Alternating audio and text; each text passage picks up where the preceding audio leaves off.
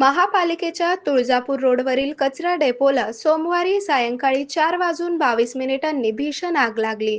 धुराचे लोट दूरपर्यंत दिसू लागले. वाढत्या तापमानामुळे आग लागल्याची माहिती अग्निशामक दलाचे प्रमुख राकेश साळुंके यांनी सांगितले. रात्री 8 वाजेपर्यंत 20 पेक्षा जास्त बंबांनी पाण्याचा मारा करण्यात आला, मात्र आग आटोक्यात आली नव्हती. तुळजापूर रोडवर विस्तीर्ण जागेवर कचरा डेपो आहे. यातील 2 ढिगाऱ्यांनी सोमवारी सायंकाळी पेट घेतला. अग्निशामक दलाला तत्काळ माहिती देण्यात आली. त्यानंतर अग्निशामक दलाची 5 वाहने घटनास्थळाकडे रवाना झाली. तोपर्यंत धुराचे लोट हवेत पसरले. रूपाभवानी चौकापासून धुराचे लोट दिसत होते. सायंकाळी 6:45 पर्यंत आगीने रौद्र रूप धारण केले होते. अग्निशामक दलाचे कर्मचारी कचऱ्याच्या ढिगाऱ्यांवर पाण्याचा मारा करीत होते, पण आग पुढे जात होती. आगीचे रूप पाहता मंगळवारी दिवसभर आग विझवण्याची चिन्हे दिसत नव्हती.